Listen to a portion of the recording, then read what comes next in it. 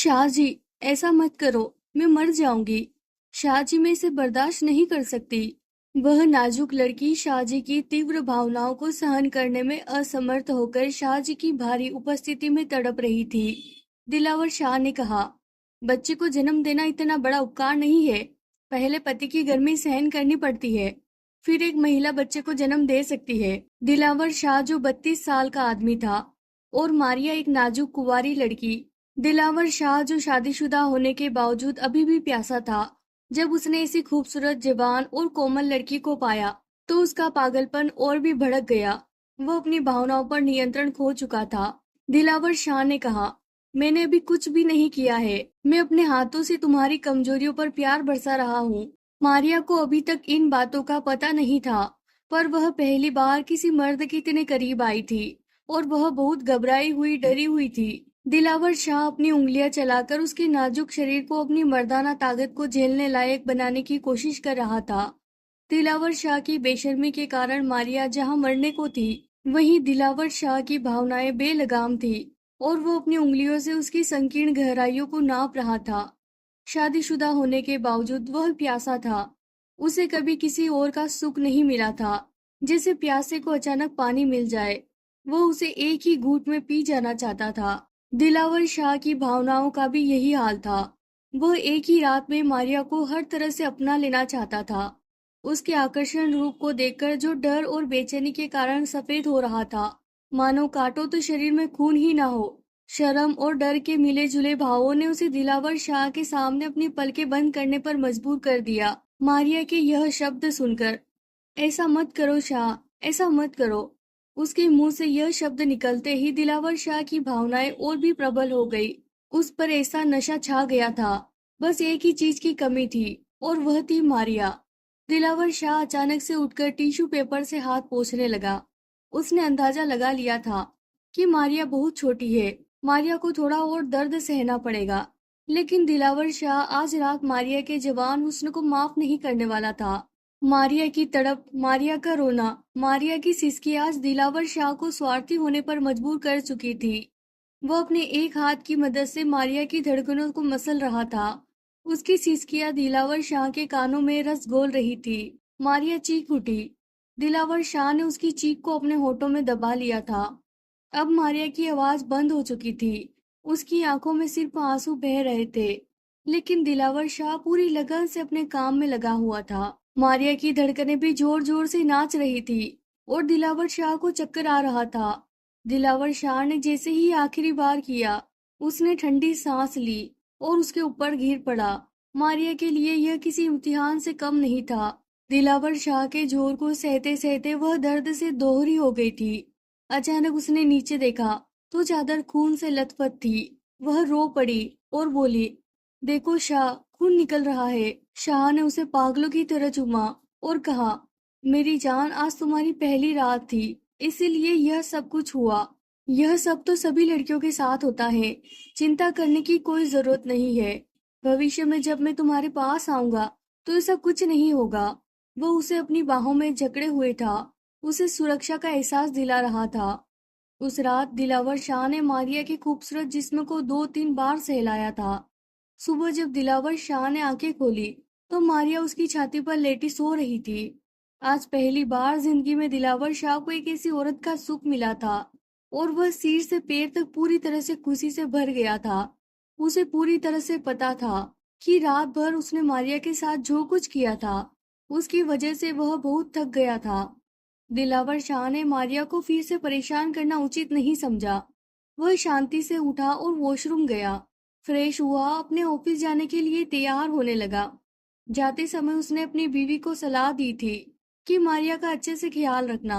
वह 32 साल का भरा पूरा जवान था। वह बिजनेस की दुनिया का बेताज बादशाह था। उसे व्यापार के हर दांव पेच आते थे और यह सब उसने अपने चाचा से सीखा था। कम उम्र में ही उसके पिता का देहांत हो गया था, इसीलिए उनके पूरे बिजनेस की जिम्मेदारी उसके चाचा ने संभाली थी। अगर चाचा ना होते तो सच में उनका बिजनेस डूब जाता। लेकिन चाचा ने साबित कर दिया था कि उनसे बढ़कर सच्चा और वफादार इंसान कोई नहीं हो सकता। उसके पिता की मौत के बाद बहुत से लोगों ने बिजनेस को नुकसान पहुंचाने की कोशिश की थी, लेकिन चाचा ने उसे इतनी मजबूती से संभाल लिया कि किसी की हिम्मत ही नहीं हुई कि वह फिर से ऐसा सोच सके। उन्होंने अपने भतीजे को बिल्कुल उसके पिता जैसा प्यार दिया था। हालांकि वे अलग घरों में रहते थे, लेकिन दिलों से काफी करीब थे। दिलावर शाह की माँ रुकैया बेगम ने हमेशा उसे बड़ों की इज्जत करना सिखाया था और दिलावर अपनी माँ का इकलौता बेटा था। दूसरी ओर उसके चाचा सालार शाह की एक ही बेटी थी, अरूबा, जो दिलावर शाह से 5 साल बड़ी थी और जिसे संतान न होने के कारण उसके पति ने तलाक दे दिया था। अरूबा बहुत घमंडी, जिद्दी और बदजुबान थी। दिलावर शाह के चाचा भले ही उससे बहुत प्यार करते थे, लेकिन जैसे ही उनकी बेटी तलाक लेकर घर लौटी, तो उन्हें अपनी बेटी के लिए दिलावर से बेहतर कोई और नहीं देखा। दिलावर शाह इस रिश्ते के सख्त खिलाफ थे, क्योंकि उसके दिल में अरूबा के लिए कोई भावना नहीं थी। वह उम्र में उससे बड़ी भी थी, लेकिन अपने चाचा के एहसान और अपनी माँ की परवरिश की वजह से उसने इस रिश्ते से इनकार नहीं किया और चाचा की ख्वाहिश के आगे सिर झुका दिया।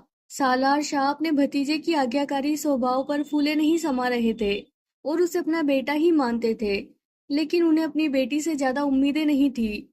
जब दिलावर शाह की अरूबा से शादी हुई, तब उसकी उम्र 27 साल और अरूबा की उम्र 32 साल थी। अरूबा ने ना अपने पिता को वह इज्जत दी जिसकी वह हकदार थे, ना ही दिलावर को कभी पत्नी का सच्चा सुख दिया। बेवजह की बहस, झगड़े और कड़वी जुबान उसकी आदतों में शुमार थे, जो दिलावर को पहले दिन से ही नागवार गुजरी। उसकी माँ रुकैया बेगम ने कई बार अरूबा को समझाया कि अपने पति को खुश रखने के लिए एक औरत को बहुत कुछ सहना और समझना पड़ता है। उसके पिता ने भी उसे काफी समझाया कि दिलावर शाह जैसा इंसान पूरी दुनिया में ढूंढने पर भी नहीं मिलेगा, इसीलिए उसका सम्मान करो। लेकिन अरूबा पर इस बात का कोई असर ही नहीं हुआ। एक तो पिता की बेहिसाब दौलत और दूसरा घमंड, उसे किसी की परवाह नहीं थी। दोस्तों के साथ पार्टियां, शॉपिंग और देर रात तक बाहर रहना, ये उसकी दिनचर्या थी। इसी वजह से दिलावर शाह को कभी पत्नी का सुख नहीं मिला और ना ही अरूबा ने कभी उसे यह महसूस करवाया कि वह उसे मोहब्बत करती है। दिलावर शाह की अधूरी इच्छाएं उसे अंदर ही अंदर तोड़ रही थी। शादीशुदा होने के बावजूद दिलावर शाह खुद को हमेशा अकेला और तन्हा महसूस करते थे। शादी के 5 साल बाद भी वह वैसे ही अकेले और बे औलाद थे। उन्होंने कई बार अपने चाचा सालार शाह से अरूबा के रवैये की शिकायत की थी और वह अक्सर अपनी बीवी के बारे में चाचा से बात करते रहते थे। सालार शाह ने अपनी बेटी को बहुत समझाने की कोशिश की थी, लेकिन वह किसी की बात नहीं मानती थी। यही वजह थी कि सालार शाह अपने फैसले पर बहुत पछताते थे कि उन्होंने अपने भतीजे के साथ नाइंसाफी की। जब हर कोशिश के बावजूद भी अरूबा नहीं बदली, तो सालार शाह ने दिलावर को दूसरी शादी की इजाजत दे दी और कहा कि बेटी को उसके हाल पर छोड़ दो। मुझसे एक गलत फैसला हो गया। उन्होंने दिलावर शाह के आगे हाथ जोड़ दिए। दिलावर शाह तुरंत उठे और उन्होंने अपने चाचा के हाथ पकड़कर उन्हें गले से लगा लिया और कहा कि चाचा, आप मुझे मेरी नजर में मत गिराइए। मैंने भी आपके फैसले पर कोई एतराज नहीं किया। सालार शाह बोले, यही बात है बेटा कि मैं खुद अपने फैसले पर शर्मिंदा हूँ। तुम जैसा आज्ञाकारी बेटा मैंने अपने ही फैसले से खुद से दूर करने की कोशिश की। ये तो तुम्हारा बड़प्पन है कि तुम मुझे आज भी वही इज्जत और मान देते हो। फिर उन्होंने दिलावर शाह को सच्चाई बताई कि अरूबा कभी मां नहीं बन सकती, जबकि यह बात उन्होंने रुकैया बेगम से छिपाई थी और यही बताया था कि अरूबा के ससुराल वाले उसे पसंद नहीं करते और उसका पति उसके साथ सच्चा नहीं था, इसीलिए उन्हें संतान नहीं चाहिए थी।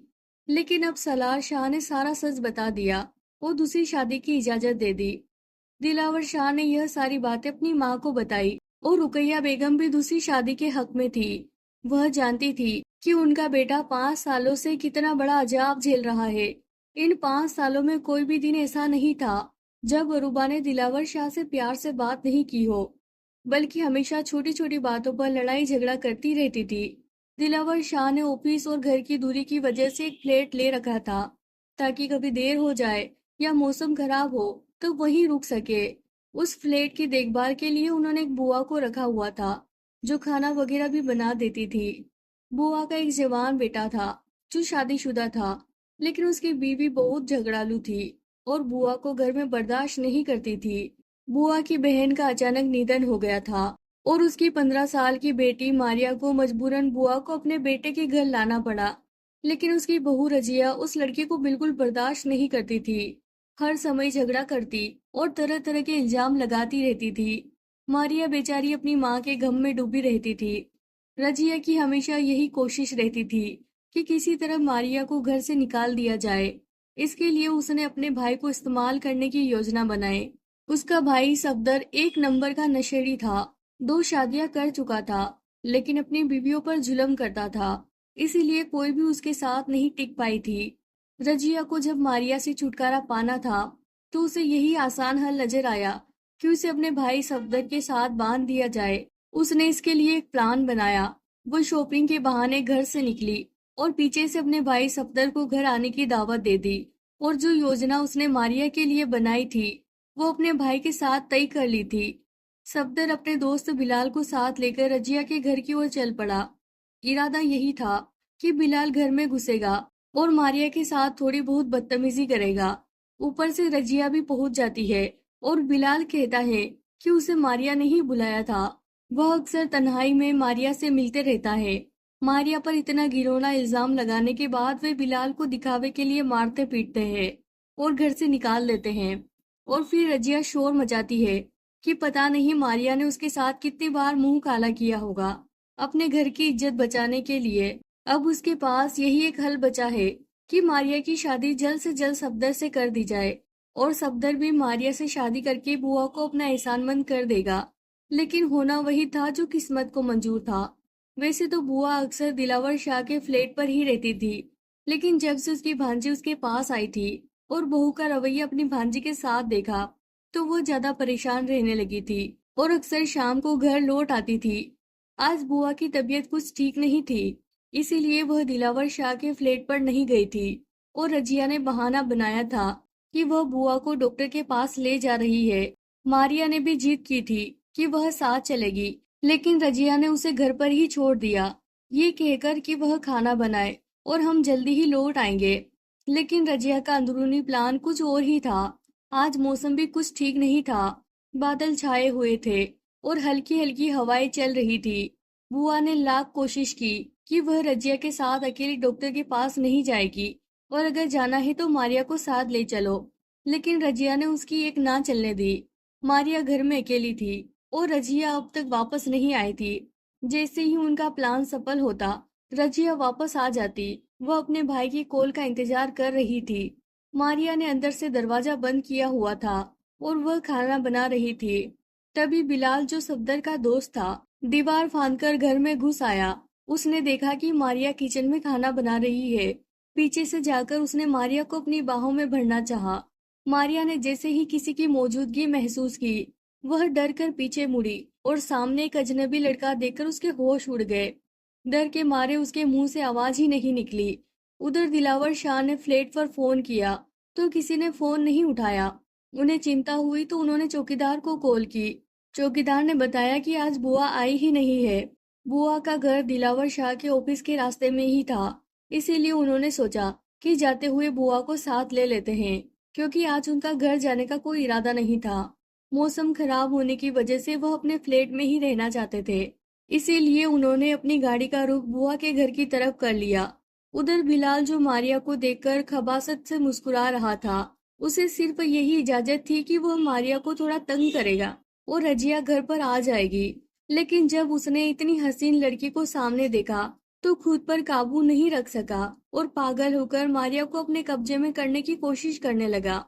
मारिया ने खुद को बचाने के लिए किचन में जो कुछ मिला वो उस पर फेंकती गई। वो इतनी डरी हुई थी कि उसका कोई भी निशाना सही नहीं लग रहा था। उधर सफदर भी घर से थोड़ी दूरी पर था। उसने रजिया को कॉल कर दी कि जल्दी घर पहुंचो, बिलाल ने एंट्री मार ली है। अभी रजिया तो पहुंची ही नहीं थी कि अचानक दिलावर शाह की गाड़ी घर के सामने आके रुकी। सफदर ने जब दिलावर शाह की गाड़ी देखी तो उसका होश ही उड़ गया और वह डर के मारे पीछे छिप गया। दिलावर शाह ने घर के पास आते हुए शोर की आवाजें सुनी और ड्राइवर से कहा कि जल्दी से दरवाजा खटखटाओ।